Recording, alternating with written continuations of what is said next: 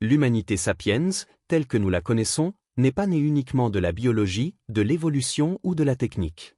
Elle est née, et continue de naître, de la répétition.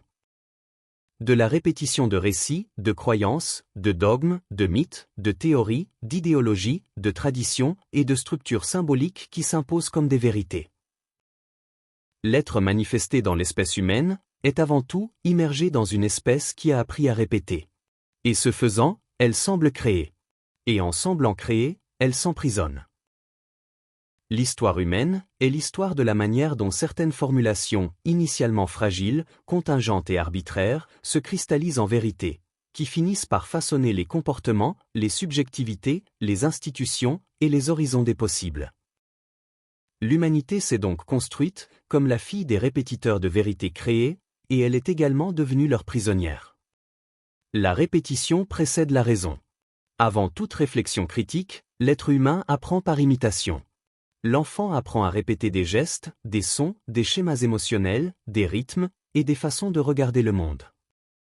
La culture est essentiellement un mécanisme de transmission répétitive. Cette répétition n'est pas neutre.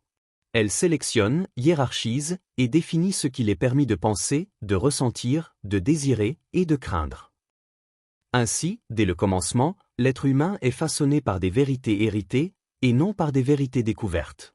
La vérité, pendant la plus grande partie de l'histoire humaine, n'est pas quelque chose que l'on cherche, c'est quelque chose que l'on reçoit. Toute vérité humaine n'est comme une invention. Même lorsqu'elle se réfère au réel, elle est toujours une interprétation, une traduction, un récit. Les premières vérités furent mythologiques. Puis vinrent les vérités religieuses, philosophiques, scientifiques, politiques et économiques. Chacune d'elles s'est présentée comme définitive, universelle et incontestable.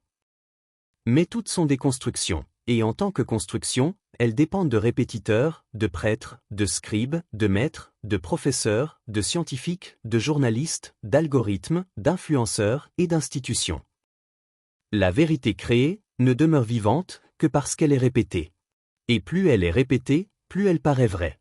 La répétition crée la familiarité crée le confort, et le confort crée l'obéissance. Ainsi, la répétition ne transmet pas seulement des vérités, elle bâillonne également la pensée.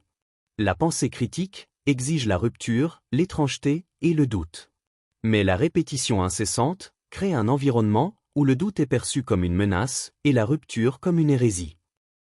C'est pourquoi des sociétés entières peuvent vivre pendant des siècles à l'intérieur de structures mentales rigides, incapables de percevoir que ce qu'elles appellent vérité n'est que l'écho de voix anciennes. Tout au long de l'histoire, différentes écoles de pensée ont tenté de traiter, de réinterpréter ou de confronter ces vérités répétées. Mais paradoxalement, beaucoup d'entre elles ont fini par créer de nouvelles vérités répétées, tout aussi dogmatiques. Parmi les principales traditions qui ont façonné et continuent de façonner l'humanité, chacune a construit sa propre manière d'aborder la vérité. Les religions furent les premières grandes machines de répétition. Leurs textes sacrés, leurs rituels et leurs doctrines fonctionnent comme des systèmes de préservation de vérité, imposés comme révélés. La religion ne cherche pas la vérité, elle se proclame sa gardienne. Et en la gardant, elle empêche qu'elle soit remise en question. La philosophie, quant à elle, est née comme une tentative de rompre avec la répétition mythologique. Socrate, Platon et Aristote, entre autres, ont recherché des fondements rationnels pour la vérité. Mais en systématisant la pensée, ils ont créé des écoles. Les écoles ont créé des disciples, et les disciples ont créé des répétitions. La philosophie, qui est née pour libérer, est également devenue un mécanisme de transmission dogmatique.